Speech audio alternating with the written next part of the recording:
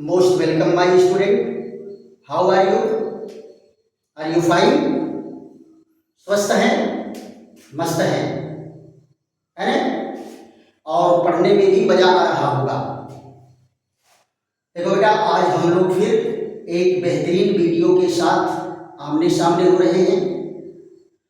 देखो, कहने के लिए तो ये वीडियो कक्षा 9वीं के लिए है, लेकिन ये 9वीं 11वीं और बीएससी ग्रेजुएशन लेवल पर भी ये आपका हेल्प करेगा। देखो बेटा, टॉपिक आपका सामने क्या दिख रहा है?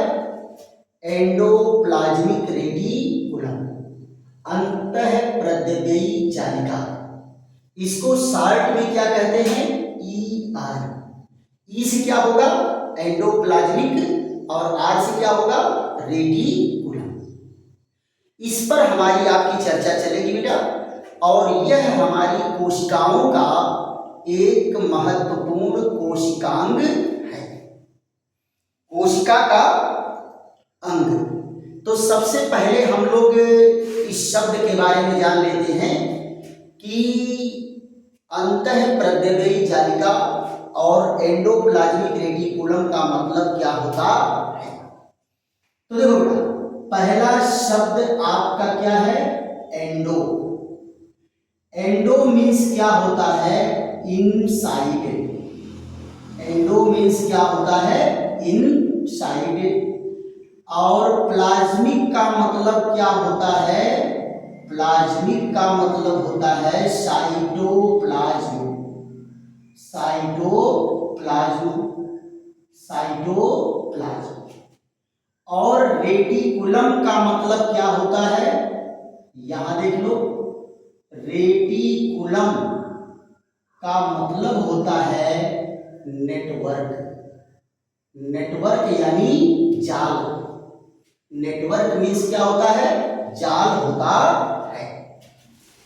यानी यह कोशिका के जीवद्रव्य में जाल के रूप में रहेगा। और कहाँ रहेगा? कोशिका के अंदर रहेगा, बाहर नहीं रहेगा। कोशिका के अंदर साइटोप्लाज्म माने जीवद्रव्य में ये कैसे रहेगा? जाल के रूप में रहेगा। जरा अपनी भाषा में समझ लो, इनसाइड का मतलब क्या होता है? इनसाइड का मतलब है कोशिका के अंदर। इनसाइड का मतलब क्या है? कोशिका के अंदर। और कहाँ रहेगा? साइटोप्लाज्म का मतलब क्या होता है? जीव द्रव्य। जीव द्रव्य के अंदर रहेगा। किस रूप में रहेगा? जाल के रूप में। जाल के रूप में ये बिखरा रहता है, एंडोप्लाज्मिक रेटिकुलम। और शॉर्ट में इसको क्या कहते हैं बेटा? शॉर्ट में कहते हैं ER। ER, right. अब बात ये आ जाती है कि इसकी खोज किसने किया है। यहां देखो, इसकी खोज की बात करेंगे तो खोज करने वाले वैज्ञानिक कौन हैं? KR porter. KR porter. और कब इसकी खोज किए थे? 1945 में। 1945 में इसकी खोज हुई थी। क्लियर? कहां पाए जाते हैं बेटा? इनके पाए जाने की संभावना क्या है? ये सभी यूकैरियोटिक कोशिका में पाए जाएंगे। कहां पाए जाएंगे? सभी यूकैरियोटिक कोशिका में। सभी यूकैरियोटिक कोशिका में पाया जाएगा। सभी यूकैरियोटिक कोशिका मतलब क्या होता है बेटा? वेल डेवलप कोशिका। वेल डेवलप कोशिका। यहां से बेटा कहां शुरू होगा? ये क्या कहते हैं? प्रोकैरियोटिक कोशिकाओं को छोड़ करके बाकी सब कहां से चलेगा? प्रोटिस्टा से ह्यूमन तक। प्रोटिस्टा से ह्यूमन तक में ये सभी की कोशिकाओं में पाया जाएगा। क्लियर? सभी की कोशिकाओं में पाया जाता है। और बेटा ये कार्य क्या करता है? सभी की कोशिकाओं में पाया जाएगा और ये कार्य करता है कोशिका के अंदर संवहन तंत्र का कार्य करता है। किसका कार्य करता है? संवहन तंत्र। संवहन तंत्र का कार्य करता है। संवहन तंत्र का कार्य करता है, यानी विभिन्न पदार्थों को कोशिका के अंदर डिस्ट्रीब्यूट करने का कार्य करता है। दूसरा कार्य क्या करेगा? ये जो है कोशिका का, ये बेटा किसका कार्य करता है? कोशिका का अंतःकंकाल, कोशिका का अंतःकंकाल का कार्य करता है। एंडोस्केलेटन कैसे बिहेव करता है बेटा? एज एंडोस्केलेटन की तरह से व्यवहार करता है, अंतःकंकाल की तरह से कार्य करता है। और क्या करेगा? कोशिका को निश्चित आकार देगा। कोशिका को निश्चित आकार देगा। कैसे? पिचकने नहीं देगा, पिचकने नहीं देता, यानी ये पिचकने नहीं देगा और निश्चित आकार, पिचकने नहीं देगा और निश्चित आकार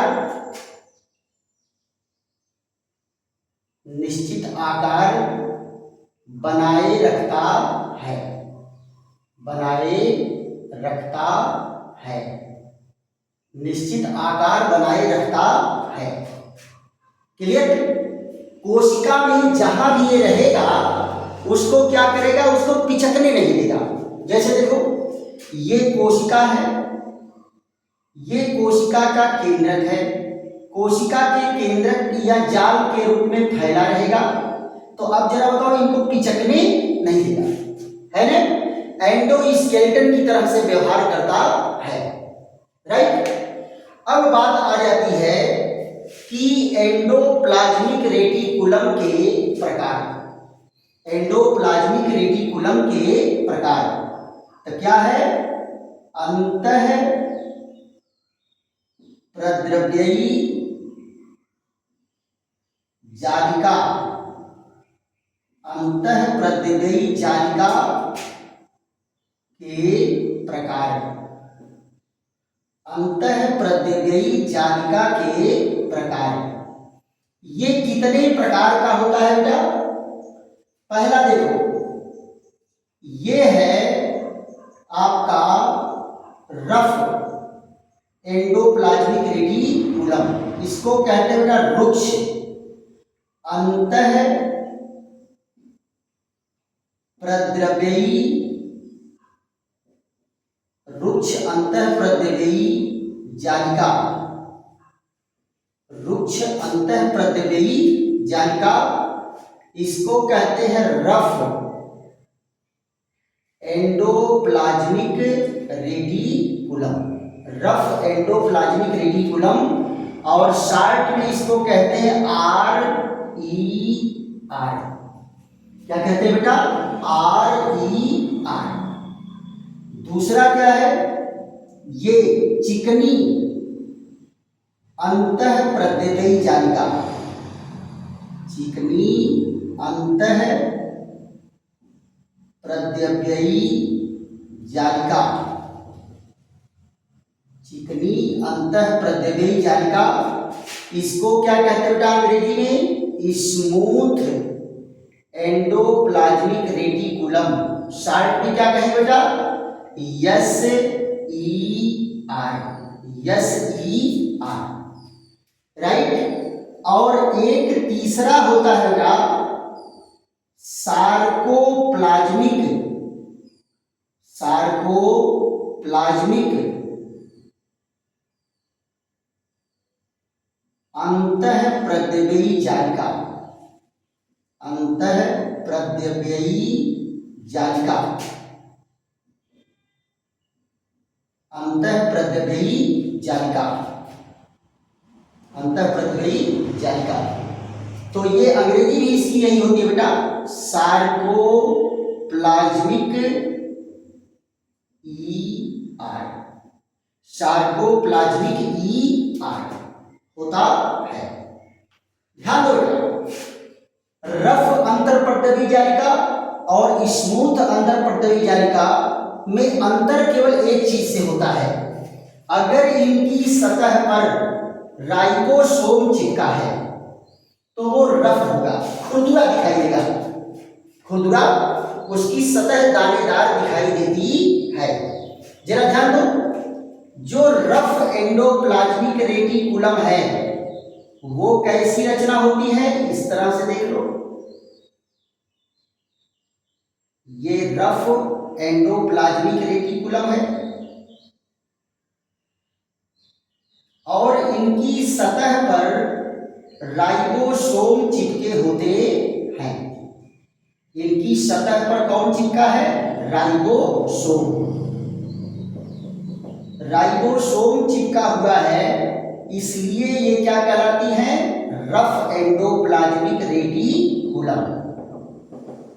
ये देखो, ये क्या है, इसकी सतह पर ये चिपकी हुई है क्या, राइबोसोम। यहां देखो बेटा, ये कैसी होती है, दोहरी कला की झिल्ली होती है और कैसी होती है बेटा, थैली नुमा होती है। कैसी होती है, थैली नुमा होती है। ये देखिए, थैली नुमा होती है, राइट। तो यहां देखो, ये जो अंदर वाला हिस्सा है इसको क्या कहते हैं बेटा, ल्यूमेन। क्या कहते हैं, ल्यूमेन कहते हैं।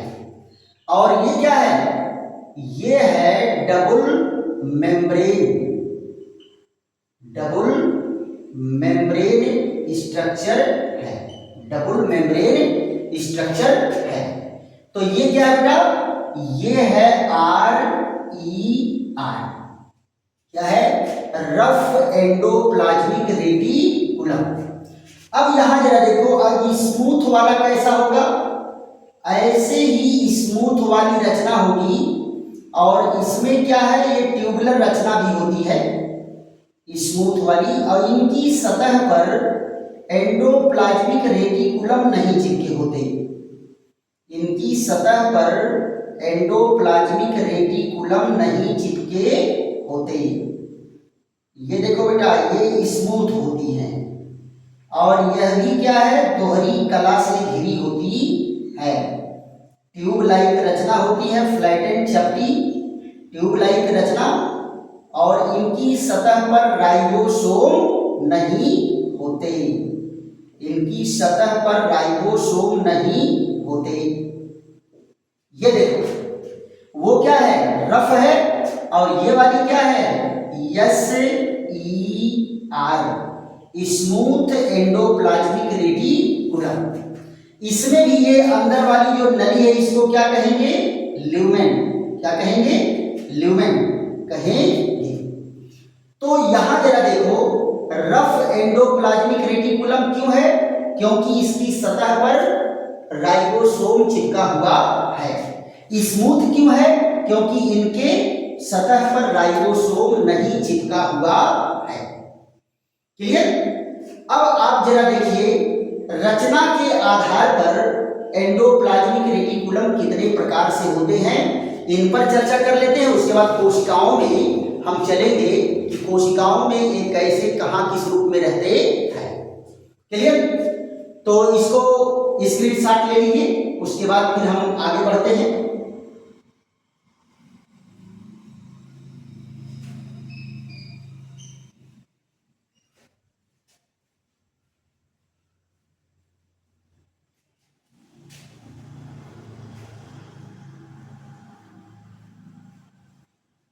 इसके बाद बेटा देखते हैं कि रचना के आधार पर एंडोप्लाज्मिक रेटिकुलम कितने प्रकार के होते हैं, है ना।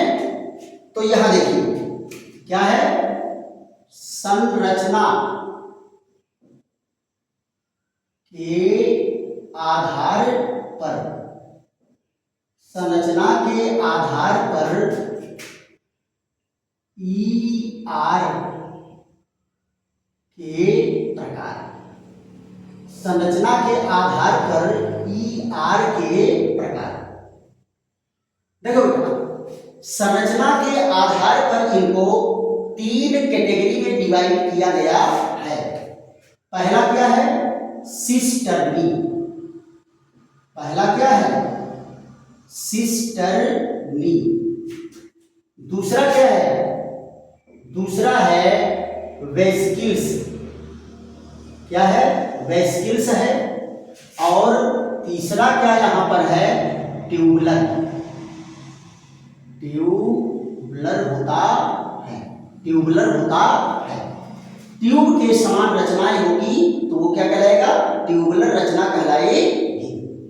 देखो बेटा, वेसिकुलर जो होते हैं वो ऐसे होते हैं, ये पतली चपटी नलिकाकार होते हैं और इनके सतह पर राइबोसोम चिपका होता है। इनकी सतह पर क्या होते हैं? राइबोसोम चिपके होते हैं और ये एक दूसरे से इंटरकनेक्टेड होते हैं। क्या होंगे? एक दूसरे से कनेक्टेड होते हैं। देखो, इनकी सतह पर क्या चिपका हुआ है? राइबोसोम चिपका हुआ है। तो इस तरह की रचना को क्या कहते हैं? Rough endoplasmic reticulum. और क्या है? सिस्टर्नी। किस रूप में है? सिस्टर्नी के रूप में है। ये देखो, ये चिपका हुआ है इसकी सतह पर राइबोसोम। राइबोसोम चिपका हुआ है, राइट। तो राइबोसोम चिपका हुआ और पतली पतली नली के रूप में, चपटी नलिकाकार थैली के रूप में होती है ना? कैसी होती है? यहां देखो, चपटी थैली के समान, थैली के समान नलिका होती है। और जो वेस्कुलर होता है वो कैसा होता है? अंडाकार होगा। कैसा होगा? अंडाकार होता है या गोलाकार होता है। ये कैसी रचना में होते हैं बेटा? ये होता है अंडाकार या गोलाकार। अंडाकार होगा या गोलाकार होगा, राइट। और तीसरी जो होती है इसकी रचना ट्यूबुलर रचना होती है। इसे देखो, ये ट्यूब लाइक स्ट्रक्चर होते हैं। इसमें बहुत सारी ट्यूबुलर रचनाएं होती हैं, ट्यूब के समान स्ट्रक्चर दिखता है ना? तो ये कौन सी रचना है? ये क्या होगी? शाखित। इसमें शाखाएं होंगी, शाखित और नलिकाकार। शाखित होगा और नलिकाकार रचना होती है। नलिकाकार रचना होती है, राइट। तो ये 3 प्रकार की एंडोप्लाज्मिक रेटिकुलम किसके आधार पर पाया जाएगा? रचना के आधार पर, संरचना के आधार पर। पक्का? चलो, अब आ जाते हैं कोशिकाओं। कोशिका में इनके क्या कार्य हैं, है ना? कोशिका में इनके क्या है, कैसे कैसे ये कोशिका में पाए जाते हैं, इन पर हमारी आपकी चर्चा